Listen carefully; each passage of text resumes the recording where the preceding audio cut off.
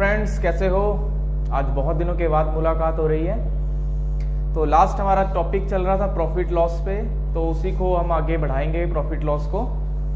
अभी लॉकडाउन की स्थिति है तो अभी कुछ नहीं मालूम यार कब से एकेडमीज ओपन होंगी, ठीक है। तो जब तक नहीं होती चलो हम तैयारी स्टार्ट अपनी रखेंगे। आप भी सब अपनी पढ़ाई करते रहना भाई, ये ना हो कि अपनी पढ़ाई को आप रोक दो कहीं पे, ठीक है ना। क्योंकि एग्जाम्स जैसे ही लॉकडाउन जैसे ही ओपन होगा कि जब आपके एजुकेशन जो स्टार्ट होगी, आपकी जितने भी एग्जाम्स होंगे गवर्नमेंट के, तो वो आपके अक्टूबर के अराउंड उसके बाद से स्टार्ट हो जाएंगे सारे, ठीक है। तो अपनी पढ़ाई अब अपनी कंटिन्यू रखना।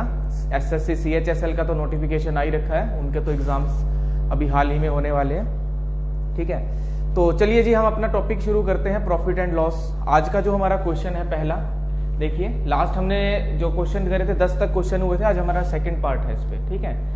क्वेश्चन कहता है राधा मार्क्स हर गुड्स 25% अबव दी कॉस्ट प्राइस, कि राधा जो है वो अपना जो सामान है वो क्रय मूल्य से 25% अधिक अंकित करती है, ठीक है। वह 35% वस्तुओं को अंकित मूल्य पर, 40% को 15% की छूट पर और शेष को 20% की छूट पर बेचती है। तो उसका समग्र प्रतिशत लाभ क्या है, ठीक है। तो देखिए अगर कोई भी व्यक्ति किसी भी सामान को खरीदता है और उसका अलग अलग भाग को अलग अलग परसेंटेज पर इंक्रीज करता है या एक सेम परसेंटेज पर इंक्रीज करता है, ठीक है। जैसे मैंने 100 रुपए का कोई सामान खरीदा, उसको मैंने 25% इंक्रीज कर दिया, ठीक है, तो वो 125 का हो गया। एक बात इस तरह से समझिए, अगर मैं कहता हूं कि मैंने 100 रुपए के 3 सामान खरीदे और प्रत्येक को 25% इंक्रीज कर दिया, तो इस पर भी ओवरऑल क्या होगा, 25% ही इंक्रीमेंट होता है, ठीक है। देखिए 100 पर अगर मैं 25% बढ़ा देता हूं, समझते जाना जरा छोटी छोटी सी चीजों को। क्वेश्चन इतने, आपका क्वेश्चंस जो है वो इतने ज्यादा डिफिकल्ट नहीं है, लेकिन कंसेप्ट क्या यूज करते हो वो इंपॉर्टेंट है। 100 से 25% इंक्रीज किया तो 125 हुआ। अगर मैं इसी तरह से कहता हूं कि मैंने 3 सामान खरीदे 100 वाले और प्रत्येक को 25% इंक्रीज कर दिया, तो कितना हुआ, प्रत्येक 125 हुआ।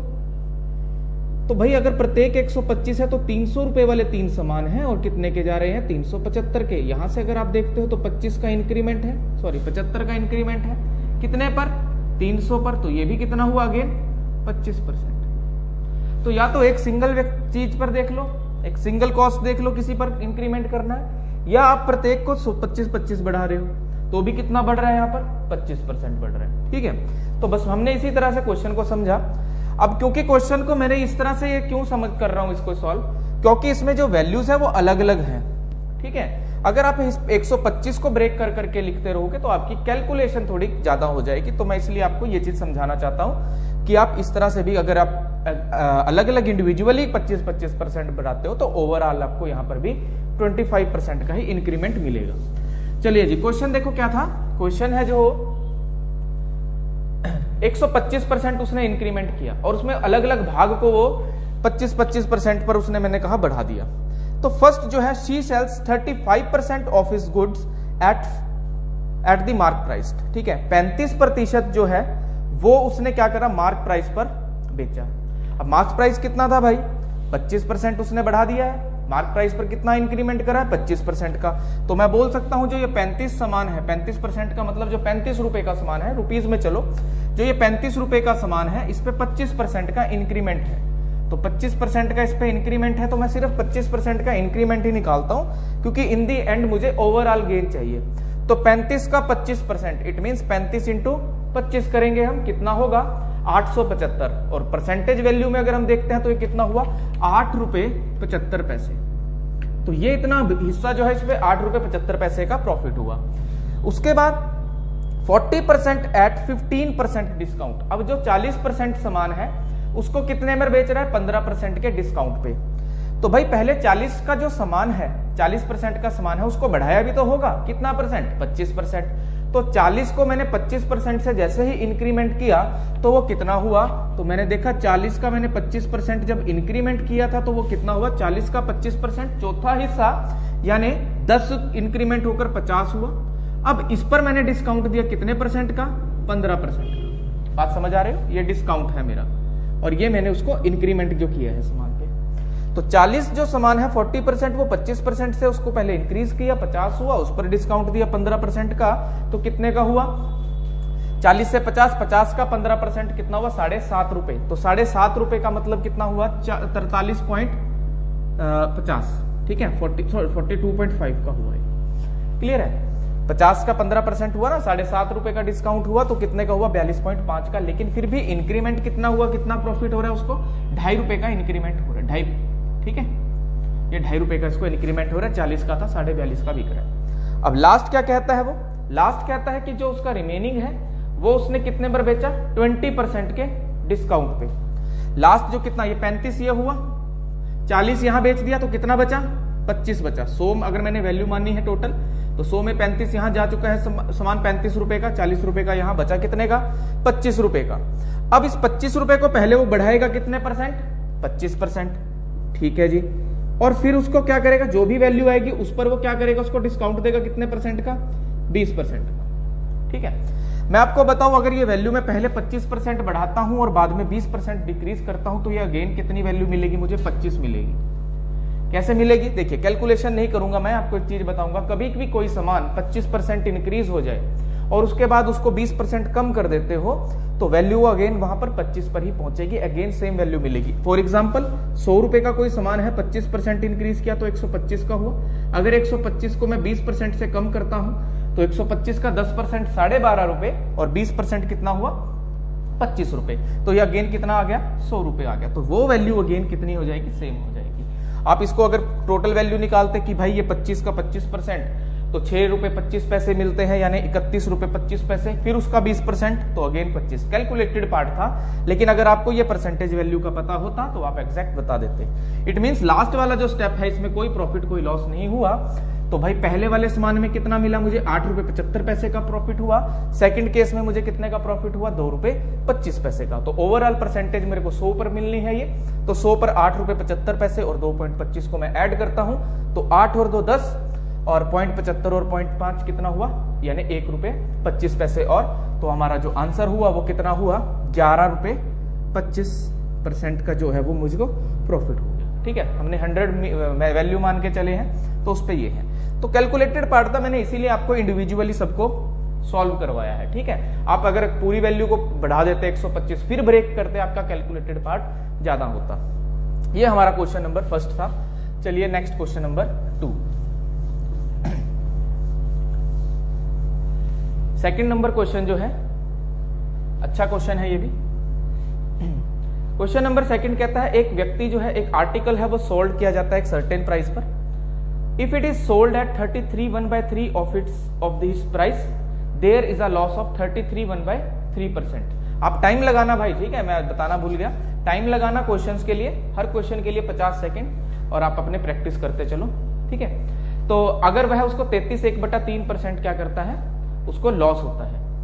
What is the percentage profit when it is sold at 60% of the original selling price? ठीक है, हमको बताना है अगर हम उसको ओरिजिनल जो विक्रय मूल्य है उसके 60% पर बेचते तो क्या मुझे मुनाफा होता या हानि होती। मुनाफा पूछा है उसने, वैसे क्या पूछा है मुनाफा पूछा, ठीक है।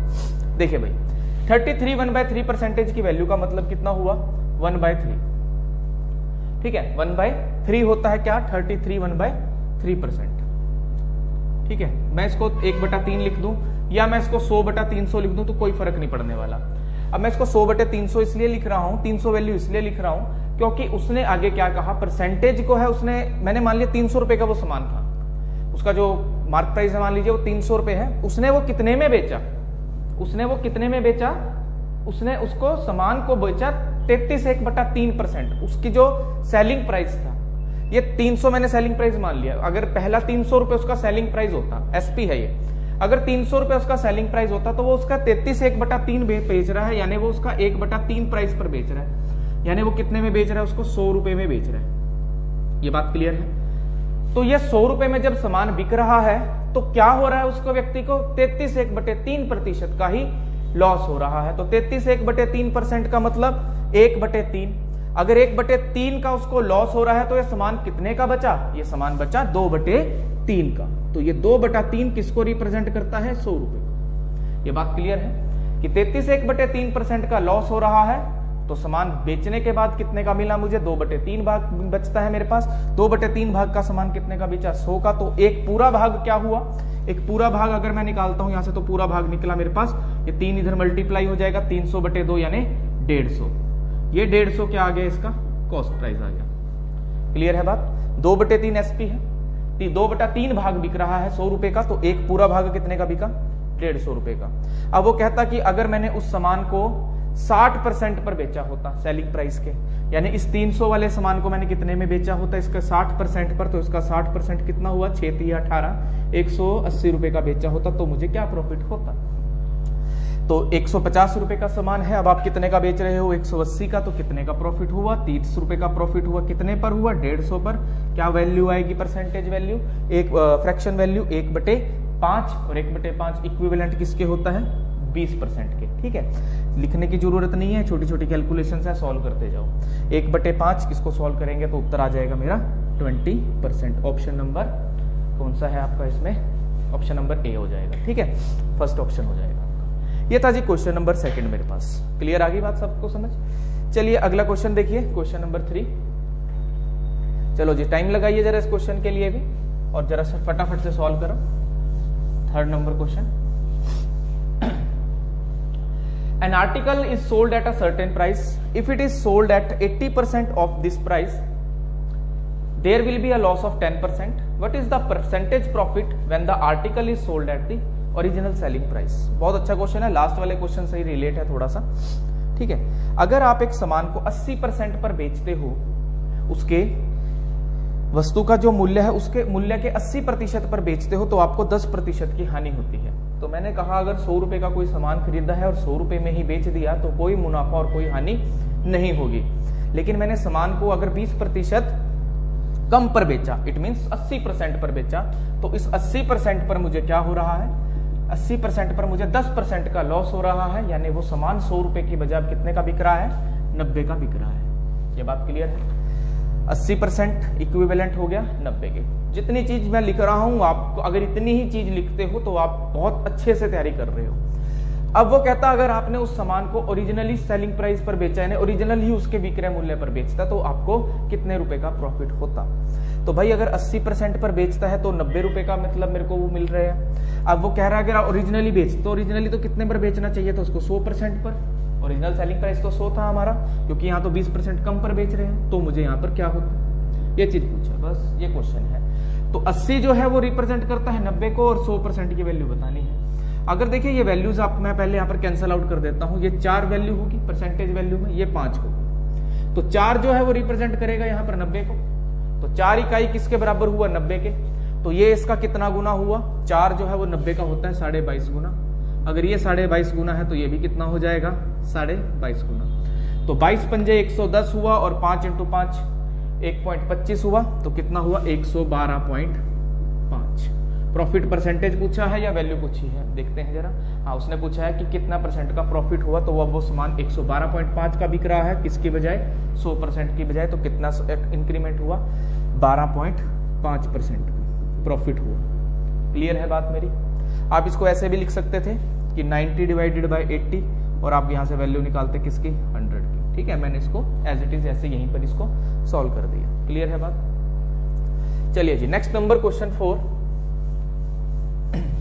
क्वेश्चन नंबर 4 देखिए आपके पास है, क्या कह रहा है। क्वेश्चन नंबर 4 कहता है the mark price of an article is 800। अंकित मूल्य 800 रुपए है। 19% की अगर आप छूट देते हो तो लाभ होता है 8% का।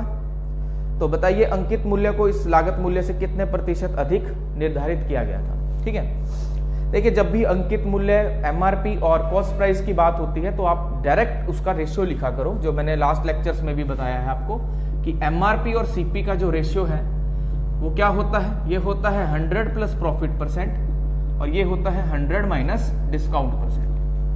तो प्रॉफिट कितना हो रहा है, उसको प्रॉफिट हो रहा है 19% का। तो ये कितनी वैल्यू होगी, 119 है ना, 19 का हो रहा है ना, सॉरी डिस्काउंट है यार, 19 का प्रॉफिट है 8% का। तो 19 का डिस्काउंट है तो यानी कितना हुआ ये वाला सामान, ये कितना हुआ 81, और ये 8% का डिस्काउंट है तो ये 108। तो भाई उसने कितना अधिक अंकित किया, 81 की जगह उसने 108 अंकित कर दिया। तो कितना रेशियो है, देखिए 9 के ऊपर कट जाएंगे, ये 9 9 से 81 हो गया और ये 12 पर गया, ठीक है। और ये आपका अगेन कितने पर जाता है, 12 आपका गया ये 3 पे और ये गया आपका 4 पे। तो 3 की समान को आपने कितना अंकित कर दिया, 4 अंकित कर दिया, यानी 1 यूनिट ज्यादा आपने उसको मार्क करा है, कितने पर, 3 पर। तो 1/3 यानी क्या फ्रैक्शन आएगी मेरे पास, 33 1/3% है ऑप्शन। हाँ हाँ जी, ऑप्शन नंबर कौन सा है, फर्स्ट ऑप्शन हो गया आपका, ठीक है। ये क्वेश्चन था, अगर ये वैल्यू आपको पता था, ये स्ट्रक्चर आपको पता था, तो क्वेश्चन में कुछ भी नहीं था। चलिए जी नेक्स्ट क्वेश्चन नंबर 5 पे, क्लियर है बात। 5वां नंबर क्वेश्चन कहता है, by selling 2 articles for ₹800 a person gain the cost price of 3 article, the profit percent is। इस तरह के क्वेश्चन में पेन भी उठाने की जरूरत नहीं होती, ठीक है ना, मैं माइंडली ही क्वेश्चन को सॉल्व कर दूंगा। जब आप 2 सामान बेचते हो तो आपको 3 सामान के क्रय मूल्य का लाभ होता है। अगर आपने 2 सामान बेचे, कॉस्ट प्राइस भूल जाओ कितने के बेचे हैं, क्योंकि मेरे को कुछ नहीं लेना देना, मुझे परसेंटेज में बतानी है बात। 2 सामान बेचते हो 800 रुपए का, तो आपको 3 सामान के क्रय मूल्य के बराबर लाभ होता है। तो मैं यहां से क्या बात समझा कि जब मैंने 2 सामान बेचे तो 3 पे 3 का लाभ हुआ, तो 1 की वैल्यू कितनी हुई, 3/2, और 3/2 परसेंटेज वैल्यू कितनी हुई, 150%। ये क्वेश्चन था, बहुत इजी सा क्वेश्चन था कि जब 2 सामान बेचते हो तो 3 का लाभ हुआ, तो 1 सामान पर कितना हुआ, 3/2 का इंटू 100% कर देंगे, 100% बताना है, परसेंटेज बतानी है, तो 150% का उसको प्रॉफिट हुआ। बहुत ही बेसिक सा क्वेश्चन था, ठीक है। ये ना मेरे पास क्वेश्चन नंबर 5। अब मैं क्वेश्चन नंबर अगला देखते हैं, कौन सा, 6। क्वेश्चन नंबर 6 देखिए क्या है, Sujata marks an article 36% above the cost price and allow 40% discount on the mark price, the loss percentage is. ठीक है, कि जो सुजाता है वो पहले तो किसी सामान को बढ़ाकर लिख देती है, उसके बाद उस पर कुछ डिस्काउंट दे देती है, तो मुझे बताना है उसको प्रॉफिट, उसको लॉस कितने का हो रहा है, लॉस हो रहा है उसको केस में। ठीक है, तो मैंने माना 100 रुपए का सामान था, कितना बढ़ाकर लिख दिया, 140 लिख दिया, 40% बढ़ा दिया। फिर उसने कहा इसके ऊपर कुछ डिस्काउंट दे देते हैं, ठीक है, 36% बढ़ाया, तो 36% बढ़ाने के बाद उसने डिस्काउंट दिया कितने का, 40% का। 100 का सामान है, 136 का हो गया मार्क करके।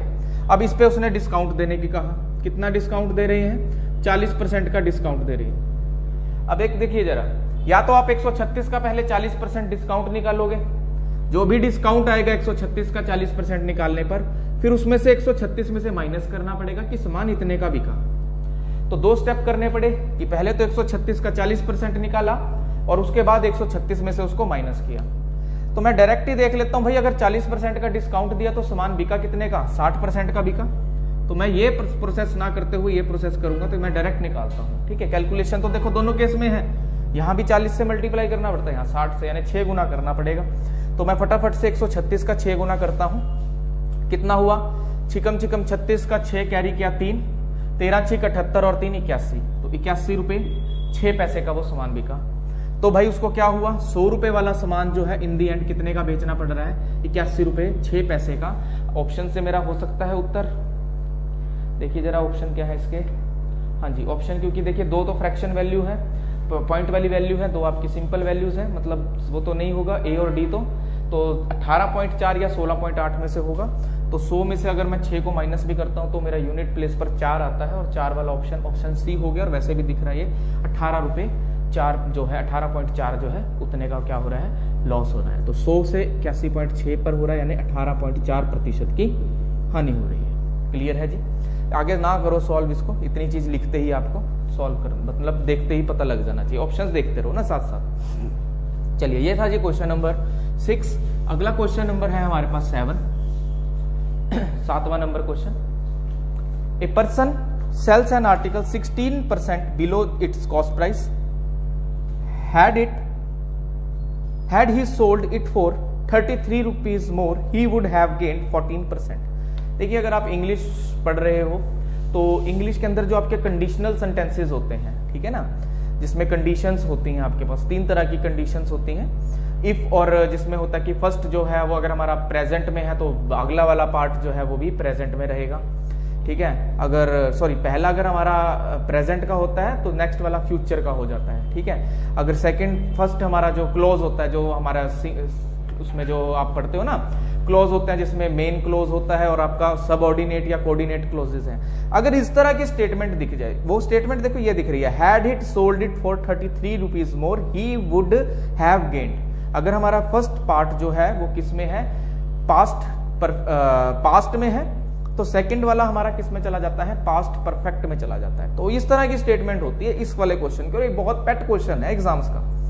तो बहुत बेसिक सा क्वेश्चन है, बस आपको इसमें दो चीजें ध्यान रखनी है कि एक तो आपको फाइनल रिजल्ट में पूछा क्या है, और दूसरा कि जो भी आपके पास इसमें एक एक्यूरेट वैल्यू है उसको बाद में यूज करना है, उसको स्टेटमेंट को बाद में पढ़ना है। जैसे कि 33 रुपीज मोर जो है, मैं क्वेश्चन पूरा बता देता हूं कहना क्या चाहता है क्वेश्चन कहता है कि अगर एक वस्तु को 16% कम पर बेचा गया, मैंने कहा 100 रुपए का सामान है, 16% कम पर बेचा गया, तो इट मीन्स वो सामान कितने का बेचा गया, 84 रुपए का। क्लियर है बात।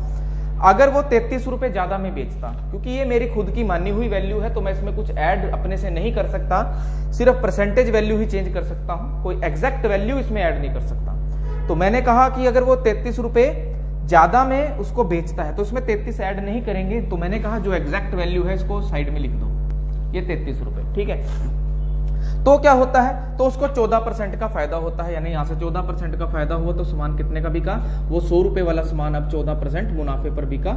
ये एसपी आया हमारे पास, ठीक है। तो पहला एसपी ये आया, दूसरा एसपी क्या आया, 114। तो मुझे कितने का मुनाफा हुआ, मुझे मुनाफा हुआ 30 का, लेकिन क्वेश्चन कहता है कितने का मुनाफा होता, 33 रुपए अधिक मिलते। तो ये 33 जो है ये इस 33 को रिप्रेजेंट करता है, तो एक की वैल्यू कितनी हुई, 33/30। अब क्या करोगे आप देखोगे आप स्टेटमेंट में आपसे पूछा क्या है, कई बार सेलिंग प्राइस पूछ लेता है, ओरिजिनल सेलिंग प्राइस, तो मैं यहाँ इंटू 84 कर दूंगा। अगर वो पूछता कि बाद वाला सेलिंग प्राइस कितना है तो मैं यहाँ 114 कर देता। अगर वो पूछता कि शुरू का कॉस्ट प्राइस कितना है तो मैं यहाँ 100 कर देता। लेकिन वो कह रहा है कि मेरे को सामान को 25% मुनाफे पर बेचना है, तो 100 का सामान कितने पर बेचना है, वो 125 का बेचता है, तो उसको वो सामान कितने का उसका मूल्य होना चाहिए। तो यहाँ कितने की वैल्यू निकालनी है, 125 की वैल्यू निकालनी है। ये मत करना कि पहले ये निकालोगे फिर इसका 25%, ठीक है। तो स्टेटमेंट पढ़ लो जरा एक बार, ये 10 पर गया, ये 11 पर गया, और 11 इंटू 125 क्या करेंगे हम, 11 का 125 से मल्टीप्लाई करना है। तो कभी भी नंबर को 11 से मल्टीप्लाई करते हैं तो ये एज इट इज ऐसे लिख करते हैं उसकी कैलकुलेशन। ये 5 है, इसको 5 ही लिखो, इसमें इसको ऐड करो, 5 और 2 कितना हुआ 7। अब इसको इसमें ऐड करो, 2 और 1 कितना हुआ 3, और जो ये फर्स्ट वैल्यू है इसको एज इट इज लिख दो। डिवाइड में 10 है तो यहाँ पॉइंट आ जाएगा, तो कितना हुआ 137.5 में वो सामान जो है वो बिकेगा। ऑप्शन नंबर सेकंड हमारा उत्तर हो गया। क्लियर है बात, ये आंसर हो गया हमारा। तो एग्जैक्ट वैल्यू को हमेशा साइड में लिखना, बहुत कॉमन क्वेश्चन है, बहुत बार एग्जाम में पूछा जाता है भाई। चलिए जी क्वेश्चन नंबर 8 की ओर बढ़े। 8वां नंबर क्वेश्चन कहता है, अच्छा ये करेक्ट टू 1 डेसिमल है तो इसमें कैलकुलेटेड पार्ट हो सकता है, ठीक है। और ऑप्शंस भी जैसे आपके पास सारे कैलकुलेट पॉइंटों में ही है। A man sales his good at a certain price, एक व्यक्ति ने एक सामान को किसी निश्चित मूल्य पर बेचा, 20% in which is his profit, जिसमें उसका 20% का मुनाफा हुआ। If the price at which he बेच द गुड्स इंक्रीज बाय 10%, अगर उसने वो सामान जो है वो 10% इंक्रीज करके बेचा, तो सॉरी प्राइस को जो जिस वो खरीद है उसकी वो 10% उसने बढ़ा दी, तो 8% अधिक मूल्य पर उसको बेचता है, तो उसको क्या प्रॉफिट होता है। ठीक है भाई, पहले केस में मेरे को क्या पता है, क्या मुझे कॉस्ट प्राइस पता है, नहीं पता। क्या मुझे सेलिंग प्राइस पता है, नहीं पता। मुझे इतना पता है कि प्रॉफिट जो है वो 20% है, प्रॉफिट जो है वो 20% है। तो मैं कह सकता हूं कि अगर मैंने कोई भी सामान 100% पर खरीदा हो, मान लो 100 रुपए का खरीदा, 100 पर अगर मुझे 20% का मुनाफा हुआ तो मैंने कितने का सामान बेचा, 120 का। तो भाई अपनी तरफ से बना ली वैल्यू कि 20% का मुनाफा है, 100 मान के चला, 100 से 20% कमाया तो कितने का बिका, 120 का। अब उसने कॉस्ट कितनी इंक्रीज कर दी, 10% कर दी। क्लियर है ना, कितनी कर दी, क्लियर कितनी, 10% उसने इंक्रीमेंट कर दिया, किसमें, जो भी उसकी कॉस्ट थी। तो 10% इंक्रीज करा, यानी कितने का हो गया सामान, ये 110 का। और सेलिंग प्राइस उसने कितने से इंक्रीज किया है, 8% से। तो 12 8 96, तो 96 पे कितना हुआ मेरे भाई, 9.6 इसमें और ऐड कर देंगे तो 129.6 इस पे ऐड हुआ। ठीक है, अब बताना है कितने का उसको प्रॉफिट हुआ। तो कितने का हुआ, ये 19.6 का प्रॉफिट हुआ कितने पर, 110 पर इंटू 100। ये पॉइंट हम यहाँ से हटाकर यहाँ लगा देंगे, ये 2 जीरो से 2 जीरो कैंसल, तो 119 डिवाइडेड बाय कितना होगा, 11। ठीक है, ये मेरा उत्तर आ जाएगा। देखिए जरा क्या कौन सा ऑप्शन बनेगा, एक मिनट, कहाँ गड़बड़ हो गई हमारे से ऑप्शंस, तो क्योंकि 2 की लाइन में सारे 20% जो है उसका प्रॉफिट है। इफ अच्छा, ठीक है, रुको, गड़बड़ क्या हुई है, जिसमें 20% उसका प्रॉफिट है, तो मैं यार ये कह सकता हूं 20% सामान को बेचने पर 20% का प्रॉफिट है। अच्छा, गड़बड़ी होगी, ठीक है भाई, सामान को बेचने पर 20% का प्रॉफिट है। तो देखिए मतलब क्या हुआ कि अगर मैंने 100 रुपए का सामान बेचा है, तो ये 100 रुपए का जो सामान है इसमें 20% का मुनाफा है, इसमें 20% का मुनाफा है। तो 20% का मतलब कितना हुआ, 1/5। तो ये मेरा सीपी होता है, ये मेरा प्रॉफिट होता है। तो 6 रुपए की वैल्यू है वो, ठीक है ना। इसमें 20% का मेरे पास क्या है, मुनाफा है। क्लियर है बात। तो 20% के मुनाफे के लिए मेरे पास क्या वैल्यू बनी यहां से भाई, अगर इसमें 20% का मुनाफा है तो ये मेरा सामान कितने का हुआ, ये सामान हुआ मेरा 80 रुपए का, 80% मान लीजिए। और इस पे 20% का जब ये इस पे मुनाफा है, तो ये मेरे पास प्राइस कितना हो गया, इस पे कितना हो गया, 100 हो गया। कितना हो गया भाई, 100 हो गया। क्लियर है यहां तक बात। 80 का मेरा सामान है, 20% का इसमें मुनाफा है, तो वो सामान कितने का हुआ मेरा, 100 का हुआ। ठीक है, अब ये बढ़ा दिया उसने कितने परसेंट से, 10% से, तो कितना हुआ ये 88। ये उसने बढ़ा दिया कितने परसेंट से, 8% से, कितना हुआ 108। ठीक है, तो यहां से ये यहां तक कितना बढ़ा भाई, 20 बढ़ा। ठीक है, तो 20 बढ़ने का मतलब कितना हुआ, कितने पर, 88 पर इंटू 100। ये मेरे को सॉल्व करना है। कितने पर जाएगा, ये 4 पर जाएगा, ये आपका 11 पर, 22 पर जाएगा, ये 2 पर गया, ये 11 पर गया। तो 200/11 जो है वो कितनी वैल्यू देगा आपको, 200/11। सॉरी यार, ये 5 पर जाएगा, क्या हो रहा है आज, ये 5 पर जाएगा और ये आपका जाएगा 22 पर। ठीक है, तो 500/22, या आप लिख दो इसको 250/11। तो 250/11, 11 दूनी 22, 30, फिर 2 पर, तो 22 है किसी ऑप्शन में, हाँ भाई चौथा ऑप्शन है मेरे पास। तो 22.7% वाला जो है वो मेरा उत्तर हो जाएगा। तो 1 डेसिमल तक बताना है। तो मेरा बाकी सारे ऑप्शन 21, 23 और 21 वाले थे, तो 22 वाला एक ही ऑप्शन है, तो ये मेरा उत्तर हो जाएगा। ठीक है, 20% का उसमें प्रॉफिट है ना, 20 का उसमें प्रॉफिट है। तो अगर उसमें 20 का प्रॉफिट है, तो मैंने कहा 100 का वो सामान अगर बिका, तो उसमें 20 का जो प्रॉफिट है, तो सामान कितने का हुआ, 80 का हुआ। ठीक है, ये था जी question number 8। Next question number 9 की ओर चले। क्वेश्चन नंबर 9 क्या कह रहा है, क्वेश्चन नंबर 9 जो है अगला क्वेश्चन, फिर अगेन अच्छा है ये। 35% of goods were sold at a cost profit of 65%, while the remaining were sold at X% loss if the overall loss is 12%। देखिए, जब आपका एक सामान आपको वैल्यू पता है, दूसरा सामान कितने परसेंट पर बिका या नहीं बिका, लॉस पर बिका या प्रॉफिट पर बिका, और आपको ओवरऑल एक परसेंटेज पता चल जाए, तो सबसे बेस्ट अप्रोच होती है एलिगेशन। एलिगेशन इस क्वेश्चन में लगाएंगे कि एक तो 35% का सामान है और जो रिमेनिंग बचा वो कितना सामान हुआ, 65% का सामान हुआ। तो ये 35% वाला जो सामान है, ये कितने का बिक रहा है उसका, ये वो बेच रहा है 65% प्रॉफिट पर, यानी इस पर उसने 65% का प्रॉफिट कमाया। ये 65 मैंने रिमेनिंग सामान लिखा है। ठीक है, ये जो उसका सामान है वो है ये वैल्यूज। तो मैं इसको ऐसे लिख सकता हूं, ये 35 यूनिट है और ये 65 यूनिट है। क्लियर है बात।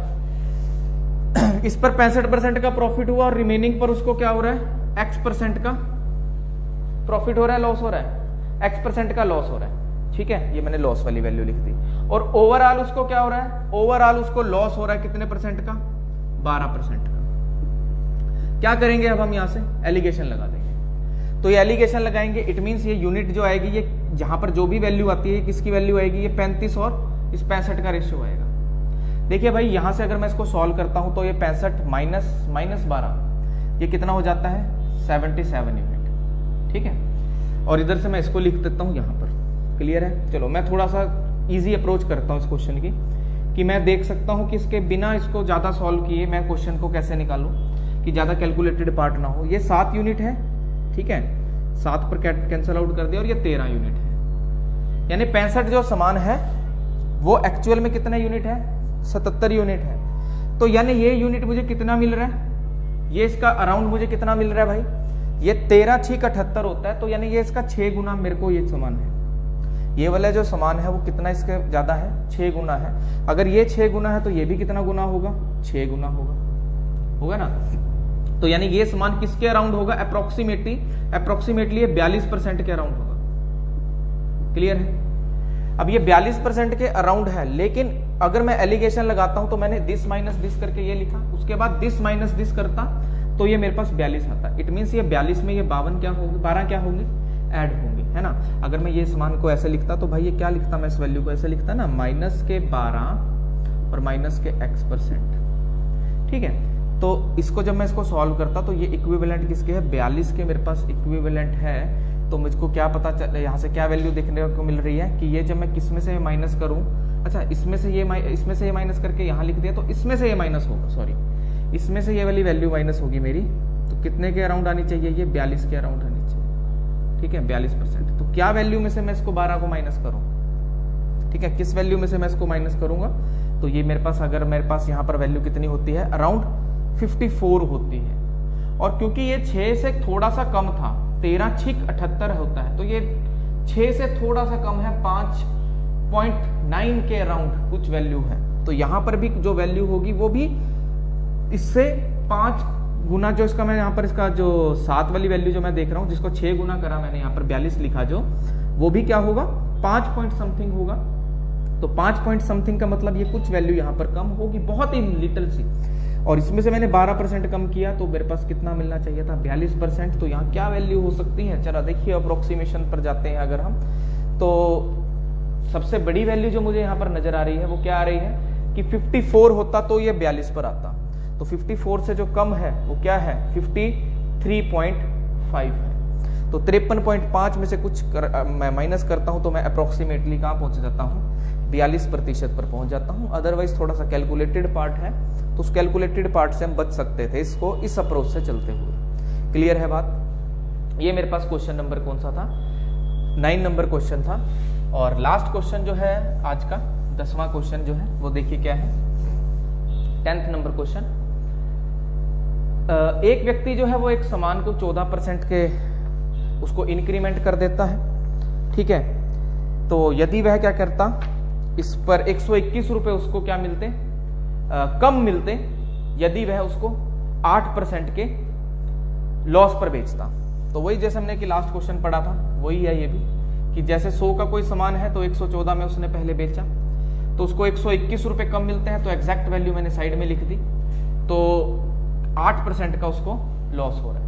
तो भाई ये कितने यूनिट हो गया, ये 92 से 114 का डिफरेंस कितना हुआ आपका, 8 और 14 22, यानी ये 22 यूनिट जो कम मिल रहे हैं। वो कह रहा है कितने कम मिलने चाहिए थे उसको, 121 रुपए। अब क्वेश्चन कह रहा है कि यदि वह उस वस्तु को कितने का बेचता है, वह उसको बेचता है 536 रुपए 25 पैसे का, तो उस केस में उसको कितना प्रॉफिट होता।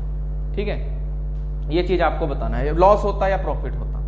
ठीक है, देखिए भाई 2.5% प्रॉफिट, 2.5% लॉस, 5% प्रॉफिट, 5% लॉस। तो कैलकुलेशन से थोड़ा सा बचते हुए चलेंगे। 121 यूनिट जो है वो रिप्रेजेंट कर, 22 यूनिट जो है वो रिप्रेजेंट करती थी 121 को। तो मैं पहले इसका कॉस्ट प्राइस निकालता हूं, तो 100 रुपए मैंने जैसे कि कॉस्ट प्राइस माना, तो कितना हुआ, 121 और 22 कैंसिल आउट हो जाते हैं 11 के पहाड़े पर। तो ये कितने पर गया आपका, 50 पर। तो 550 रुपए का सामान है, और 550 रुपए का सामान कितने में बिक रहा है, 536 रुपए 25 पैसे में, यानी हो तो रहा है क्या, लॉस। ये तो क्लियर हो गया, 2 ऑप्शन तो कैंसिल आउट हो गए। अब देखते हैं जी कितने का लॉस हो रहा है। क्या 550 का 5% कितना होगा, चलो एक बार देखो कितने का लॉस हो रहा है। ये हो रहा है भाई मेरे पास 13 रुपए 75 पैसे का लॉस, कितने पर, इस 550 पर। बस इतना लिख के क्वेश्चन को आंसर लगा दो, 2.5%। देखिए अगर 550 का 10% भी निकालते हो तो कितना होता है, 55। ठीक है, और 55 का अगर आप 10% 5% निकालते हो, इसका 550 का 10% हुआ 55। उस 55 का अगर आप 10% निकालते हो, सॉरी 5% निकालते हो, तो यानी उस 55 का आधा करना पड़ेगा। ठीक है ना, तो वो होता है 27.5, लेकिन यहाँ तो 13.75 हो रहा है। इट मीन्स ये 550 का 5% 13.75 नहीं होगा। ठीक है, मैंने 2 बार में तोड़कर लिख दिया कि मैंने पहले इसको 10% करा, फिर उस 10% को मैं 5% पे ले आया, 10% हुआ 55। अब उस 55 का मैंने 10% देखा तो वो कितना हुआ, उस 55 का मैंने आधा कर दिया, 5% कर दिया, तो वो कितना हुआ, वो हुआ मेरा 27 के अराउंड। लेकिन मेरे को तो 13.75 जाना है, यानी 5% ये इसकी वैल्यू नहीं है, तो ये कितनी वैल्यू होगी, जो एकमात्र ऑप्शन बचता है 2.5%, तो ये इसका कितना हो जाएगा 2.5%। सॉल्व मत करो इसको, तो 2.5% का यहाँ क्या होगा, लॉस होगा, क्योंकि सामान जो है वो कम में बिक रहा है। 536.25 में खरीद थी उसकी 550 की। क्लियर है। तो ये आज हमने 10 क्वेश्चन करे हैं पार्ट सेकंड के प्रॉफिट एंड लॉस के। तो इसी तरह से जारी रखेंगे इसको, सीरीज को। अगली वीडियो भी जल्दी अपलोड होगी, ठीक है। तो नेक्स्ट हम पार्ट 3 इसमें पढ़ेंगे CGL मेंस के, जैसे कि सारे प्रीवियस ईयर्स क्वेश्चन हैं। तो आप अपनी प्रैक्टिस अपनी करते चलिए, ठीक है। फ्लो में रहना, आप भी बड़ी पढ़ाई ना छोड़ना, ठीक है। थैंक यू भाई।